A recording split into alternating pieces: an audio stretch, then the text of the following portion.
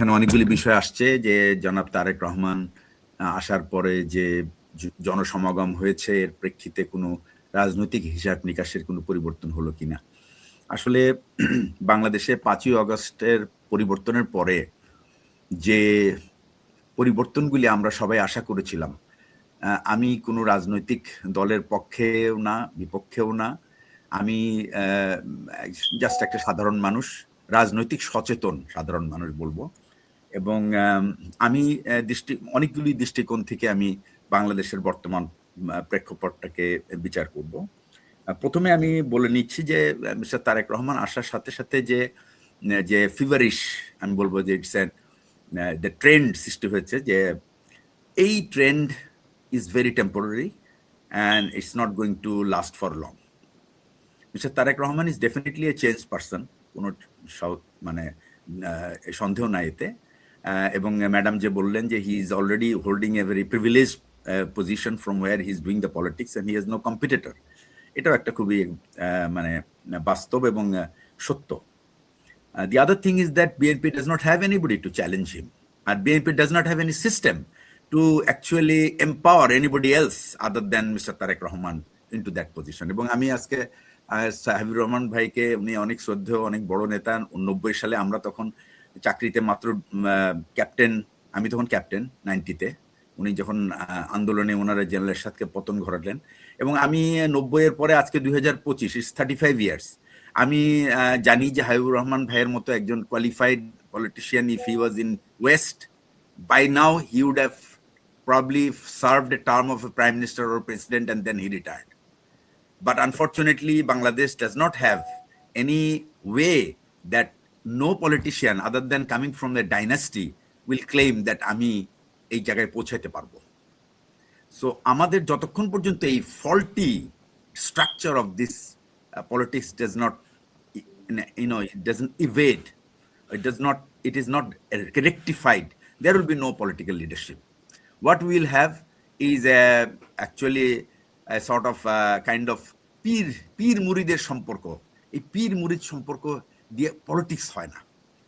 Second হচ্ছে যে আমি নিজেকে জিজ্ঞেস করি, আমি তো নিজে, আমি 2000 আমি দেখেছি, আমি যখন আমি প্রেসিডেন্ট জিয়াউর রহমানকেও দেখেছি। I have rather, আমি তখন cadet, but I had attended one of the program with where President Ziaur Rahman was giving, I still have those still pictures.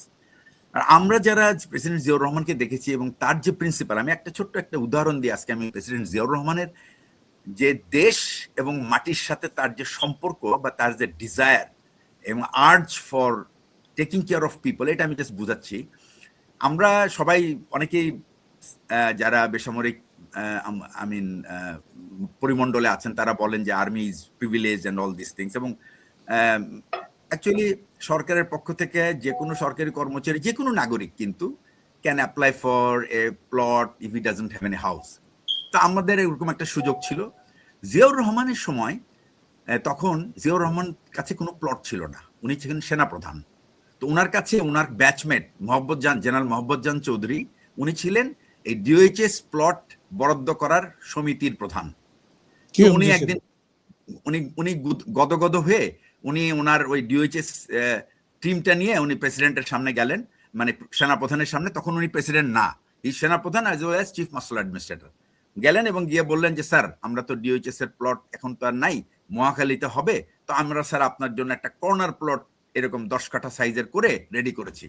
তো উনি নাকি কাগজটা নিয়ে he just threw in the face of his coursemate and said, তোমাদের তো লজ্জা শরম নাই, দেশের মানুষ মাথা গোজা ঠাই পাচ্ছে না, আর তুমি নিয়ে আসছো আমার কাছে প্লটের বরাদ্দ দিতে।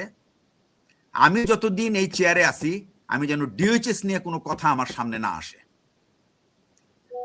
এটা দিয়ে আমি যেটা বুঝাতে চাচ্ছি, that was the spirit of his self sacrifice. একটা লিডার যদি এই সেলফ স্যাক্রিফাইস করার মতো লেভেলে না ওঠে, সে না লিডার হইতে পারবে, না স্টেটসম্যান হইতে পারবে। সুতরাং আমাদের কাছে আমরা কিন্তু এখনো ওই ছবিটাই নাকচার করি। Next comes to madam Khaleda Zia. উনি প্রেসিডেন্ট জিয়ার সাথে উনি একজন জাস্ট গৃহবধূ ছিলেন। উনি যে সময় এসে বিএনপির মানে তার দলের দায়িত্ব নিয়েছেন, তারপরের থেকে উনি যেভাবে ফাইট করছেন পলিটিক্সে, আমার মনে হয় বাংলাদেশের হিস্ট্রিতে, এই কন্টেম্পোরারি হিস্ট্রি, আমি বলবো না পুরোনো কথা বলতে চাচ্ছি না, কন্টেম্পোরারি হিস্ট্রিতে she is an example of a patriotic leader, যে তার দেশের মানুষকে এক মুহূর্তের জন্য ছেড়ে যায় নাই। She denied to go anywhere, even for her own treatment, never ever applied or even indicated that জানে উনি উনার ছেলে হারিয়েছেন, আরেক ছেলে অসুস্থ হয়ে দেশ থেকে চিকিৎসার জন্য চলে গেছে, তারপরও দেশের মানুষকে উনি একদিনের জন্য ছেড়ে যায় নাই, knowing fully well that they will all make all the arrangement to kill her. এবং আজকে ম্যাডাম খালেদা জিয়ার যে শরীরের অবস্থা, এটা কিন্তু এই 15 বছরে সাধারণ মানুষের জন্য যে সংগ্রাম, সে সংগ্রামের সিগন্যাল। তো আমরা এখন যদি কম্পেয়ার করি এই দুটা চিত্র for our future leadership, where do we actually, আমরা কই পাবো এই লিডারটা? এটা তো আমাদের ভিতর থেকেই তৈরি করতে হবে। প্রশ্নটা হচ্ছে এটা কিভাবে করি? আমাদের স্টেটস ক্রাফটটা ইজ বেসিক্যালি ফল্টি কেন আমি আপনাকে বলি, সেটা হচ্ছে যে যিনি head of executive, she is also the, or he or she is also the person who is the in charge of making rule. এখন আপনি যদি, আমি যদি খরচ করার মালিক হই আর আমি যদি আইন করারও মালিক হই, তাহলে আমি এমন ভাবে আইন করব সে সব আইন আমার পক্ষে আসবে। সুতরাং এই যে এক্সিকিউটিভের সাথে পার্লামেন্টারি বা লেজিসলেটিভের যে বর্ডার লাইনটা, it is so hazy and rather it is bin merged. তো এইবারের যে সংস্কার, আপনি বলছেন যে আপনি খালেদা জিয়ার কথা বললেন এবং জিয়াউর রহমানের কথা বললেন, মানে আপনি আসলে কি বুঝাতে চাচ্ছিলেন? মানে আমি আসছি, সেগুলিতে আসতেছি।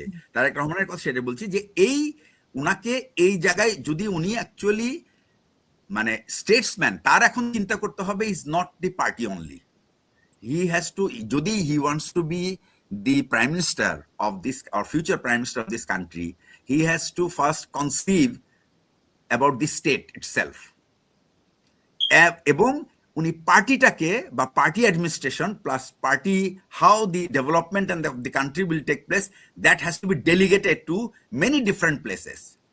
আমাদের দেশের এই ধরনের কোনো ব্যক্তিত্বকে আমরা এখন পর্যন্ত গড়ে তুলতে পারি নাই, আমাদের সিস্টেম এটা গড়ে উঠতে দেয় নাই। তো যে কারণে কালকে যে এত জনসংখ্যা হলো, মানে বিএনপির হয়েছে হয়তো, বা সাধারণ মানুষও হয়তো ছিল কিছু, এটা কি আবেগ থেকে এসেছে নাকি আসলে? আমি আপনাকে বলি, অ্যাকচুয়ালি এই যে ব্যাপারটা, এটা কিন্তু এটা আমি মনে করবো যে it is the credibility of the party first, because তাদের যে level of grassroot level of যে অর্গানাইজেশনটা আছে, ইট ইজ দেয়ার ক্রেডিবিলিটি। এবং এটার জন্য ওনাদের লিডার দেশে ফেরত আসছেন 17 বছর পরে, যার সঙ্গে তাদের কোনো যোগাযোগ ছিল না, শুধুমাত্র ডিজিটাল মিডিয়াতে তাদের যোগাযোগ ছিল।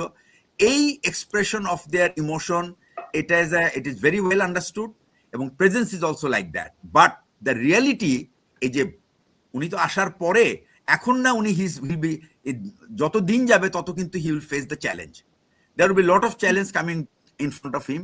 সেটা আমরা যেটা প্রেডিক্ট করি, সেই প্রেডিকশন থেকে আমি বলছি যে একটা হলো সেই চ্যালেঞ্জ, সেকেন্ড হলো winning the election, that's another point.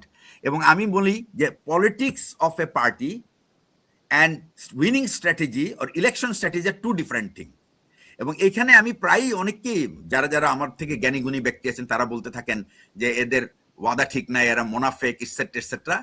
For your information, election alliance is totally a different ball game.